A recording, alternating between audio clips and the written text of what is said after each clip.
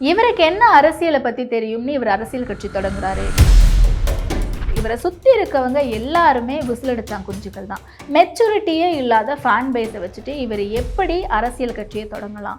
இவங்க ஃபேன்ஸ் எல்லாருமே இவங்களுக்கு வாக்களிச்சிருவாங்களா? அவங்களுடைய வாக்கு மட்டும் போதுமானதாக இருக்குமா? அப்படின்ற விமர்சனங்கள் இன்னைக்கு நேற்று கிடையாதுங்க. தமிழக வெற்றி கழகம் அப்படின்ற கட்சியை தொடங்கிய முதல் நாள்ல இருந்தே இது தொடர்ந்துக்கிட்டே தான் இருக்குது. சரி, ஓகே, ஒரு புதுசாக ஒரு மிகப்பெரிய நடிகர் கட்சி தொடங்குறாரு அப்படின்னா அவர் மேலே இருக்கக்கூடிய விமர்சனங்கள் தான். ஆனால் ஒரு மாநில மாநாட்டு அப்படிங்கிறத அறிவித்து அந்த மாநாட்டை நடத்தி முடிச்சுட்டாரு அப்படின்னா அதில் கொள்கைகள் சொல்லுவார், அவர் களத்தில் நல்லா செயல்படுவார். இதெல்லாம் ஒட்டி அந்த விமர்சனங்கள் படிப்படியாக மறையும். அது வெவ்வேறு விமர்சனங்களாக அரசியல் ரீதியான கொள்கை ரீதியான விமர்சனங்களாக மாறும் அப்படிங்கிறத நம்பப்பட்டுச்சு. ஆனால் இன்னைக்கு வரைக்குமே இரண்டாவது மாநில மாநாடு நடந்து முடிஞ்சு ஒரு வாரம் ஆயிடுச்சு. இப்போ வரைக்குமே அந்த விமர்சனங்கள் நீண்டுக்கிட்டே தான் இருக்குது. ஏதோ ஒரு மாநில மாநாடு நடத்துகிறாங்க அப்படின்னா அதை முடித்து ஒரு 2 நாளைக்கு பேசுவாங்க, 3 நாளைக்கு பேசுவாங்க. ஆனால் ஒரு வாரம் ஆகியும் கூட இன்னைக்கு வரைக்குமே முக்கிய அரசியல் கட்சியில் இருக்கக்கூடிய முக்கிய தலைவர்களே இந்த மாதிரியான விமர்சனங்களை வைக்கிறாங்க அப்படின்னும் போது தமிழக வெற்றி கழகத்தினுடைய அரசியல் எதை நோக்கி போய்கிட்டு இருக்கு? 2026 தேர்தலினுடைய தாக்கமா இதெல்லாம்? இவங்க எல்லாருமே தாவேக்காவை பார்த்து பயப்படுறாங்களா அப்படின்ற ஒரு கேள்வியை முன் வச்சாலும் கூட என்ன மாதிரியான ஒரு பயம்? தாவேக்காவினருடைய செயற்பாடுகள் சரியாத்தான் இருக்கா இவங்க பயப்படுற அளவுக்கு அப்படின்ற பல்வேறு கேள்விகளை எழுப்பிக்கிட்டே இருக்கு. இதனுடைய பின்னணி என்ன அப்படிங்கறத பத்தி தான் இந்த வீடியோல விரிவா பார்க்க போறோம். ஜெயச்சந்திரனின் அடடா ஆடியோ ஆஃபர் 5 முதல் 70% வரை டிஸ்கவுண்ட். ஹாலிடேஸ்னாலே அது நம்ம GT Holidays தான். GT Holidays, South India's #1 travel brand. You know you are special when you're with GT Holidays. அறிமுகநாயகன் Vinod நடித்த பேய்கதை ஆகஸ்ட் 29 உலகமெங்கும் திரையரங்குகளில். நம்ம எல்லாருக்குமே தெரியும், தமிழக வெற்றி கழகத்தினுடைய 2வது மாநில மாநாடு சமீபத்தில் மதுரையில் நடந்து முடிஞ்சு ஒரு வாரம் ஆகியும் கூட இன்னைக்கு வரைக்குமே முக்கிய பொறுப்பில் இருக்கக்கூடிய நபர்களே அதை விமர்சனம் செய்துக்கிட்டு இருக்காங்க முக்கிய கட்சியிலிருந்து. அப்படின்னு பார்க்கும்போது என்ன மாதிரியான விமர்சனங்கள் இது வரைக்கும் யாரெல்லாம் அந்த விமர்சனங்கள் வச்சிருக்கா அப்படிங்கிறத முதல்ல பார்த்துடலாம்னு நினைக்கிறேன். முதல்ல திமுகவில இருந்து ஆரம்பிப்போம். திமுக மேல விஜய் அவர்கள் நிறைய விமர்சனங்களை முன் வச்சாரு.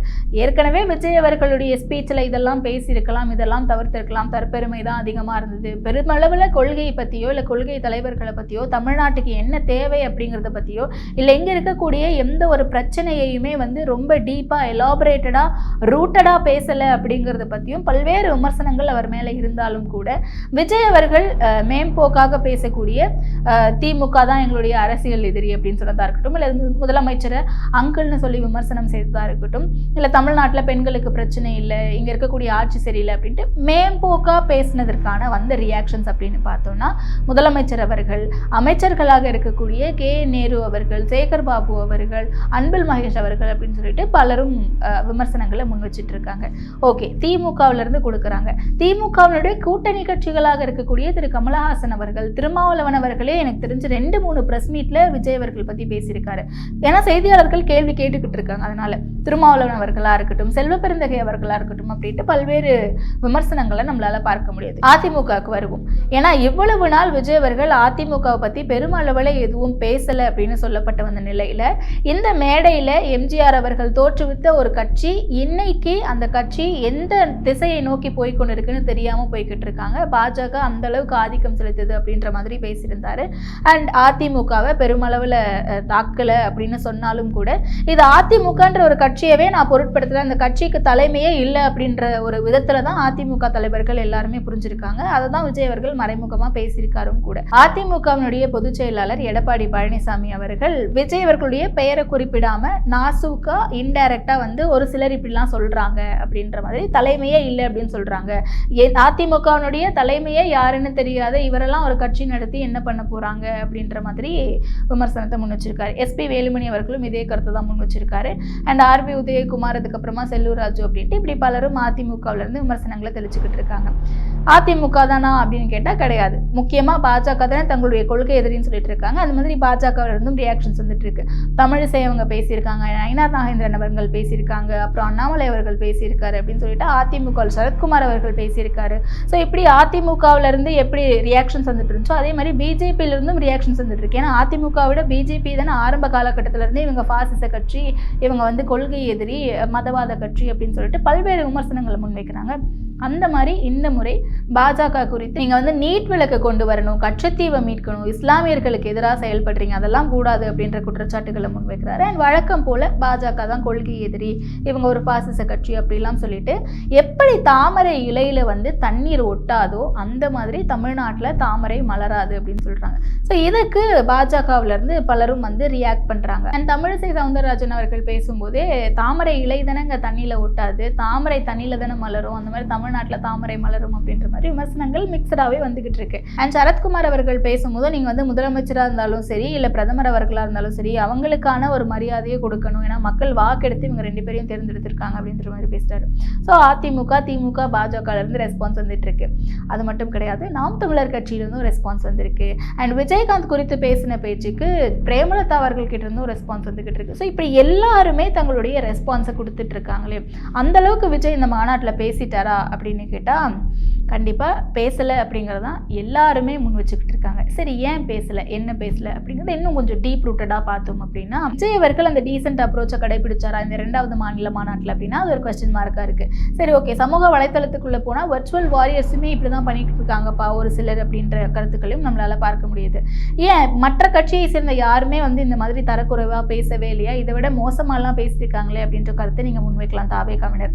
ஆனால் நாங்கள் மாற்று கட்சி, நாங்கள் முதன்மை கட்சின்னு சொல்லக்கூடிய ஒரு கட்சி இப்படியான ஒரு அட்டாக்கை பண்ணலாமா அப்படின்ற ஒரு கேள்வி இருக்குது. ஸோ அந்த இடத்துலையே நிறைய விஷயங்கள் ஓடியுது. 2வது, நம்ம யாரையுமே குறை சொல்லி அவங்க எப்படி சொன்னாங்க இவங்க எப்படி சொன்னாங்கன்னு சொல்கிறதுக்காக வரல, இவங்க பேரை சொல்லி சொல்கிறதுக்கு எவ்வளோ நேரம் ஆக போகுது, எல்லாமே வந்து மக்கள் நல்ல நோக்கி மட்டும்தான் இருக்கணுமே தவிர சும்மா அந்த குறை சொல்லிட்டு அரசியல் பண்ணுறதுக்காக நான் வரலை அப்படின்ற மாதிரி பேசியிருந்தார்.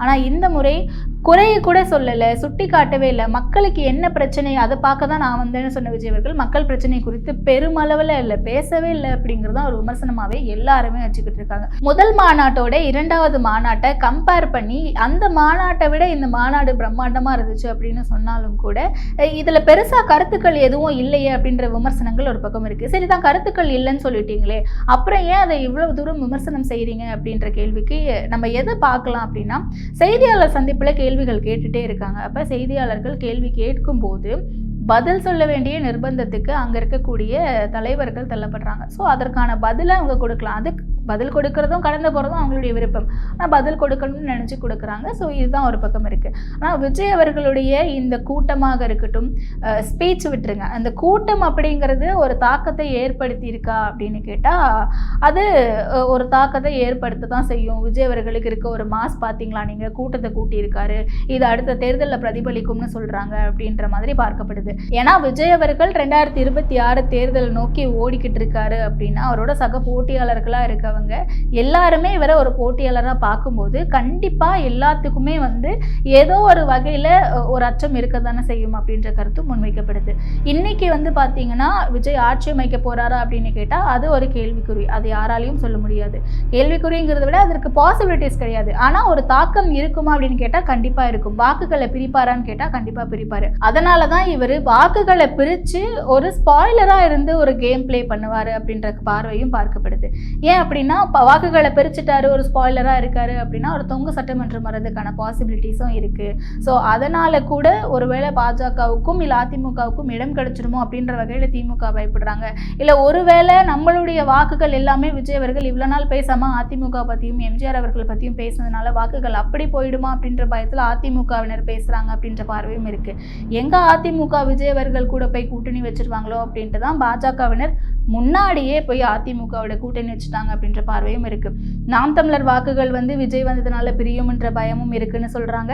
விசிகாவுடைய வாக்குவங்குமே குறையும் விஜய் வந்ததுனால அப்படிங்கிறதும் பார்க்கப்படுது. அதனாலதான் இன்னைக்கு தமிழகத்துல இருக்கக்கூடிய எல்லா அரசியல் கட்சிகளுமே வந்து பாத்தீங்கன்னா விஜய் அவர்கள் ஏதோ ஒரு அரசியல் தாக்கத்தை ஏற்படுத்த போறாரு அப்படின்னு மாநாடு முடிஞ்சு ஒரு வாரம் ஆகியும் இன்னைக்கு வரைக்குமே தங்களுடைய விமர்சனங்களை முன் வச்சுக்கிட்டு இருக்காங்க அப்படின்னு சொல்லிட்டு பலரும் தங்களுடைய கருத்துக்களை பகிர்ந்துகிட்டு இருக்காங்க. அதை விமர்சனங்களாகவும் வைக்கிறாங்க. அண்ட் நெட்டிசன்ஸ்கள் உட்பட இது குறித்து ரொம்ப டீப்பாகவே விவாதிச்சுக்கிட்டு இருக்காங்க. இதை பற்றி நீங்கள் என்ன நினைக்கிறீங்க? உண்மையாகவே விஜயை பார்த்து பயப்படுற அளவுக்கு விஜய் அவ்வளோ பெரிய இம்பேக்ட் கிரியேட் பண்ணுவாருன்னு நினைக்கிறீங்களா, இல்லை விஜய் அவர்களை பார்த்து அரசியல் கட்சிகள் பயப்பட தேவையில்லை அப்படின்னு நினைக்கிறீங்களா அப்படிங்கிறத கீழே கமெண்ட் பண்ணுங்க. ஜெயச்சந்திரனின் அடடா ஆடியோ ஆஃபர் 5 முதல் 70% வரை டிஸ்கவுண்ட். Holidays-நாலே அது நம்ம GT Holidays தான். GT Holidays, South India's #1 travel brand. You know you are special when you're with GT Holidays. அறிமுக நாயகன் வினோத் நடித்த பேய் கதை ஆகஸ்ட் 29 உலகமெங்கும் திரையரங்குகளில்.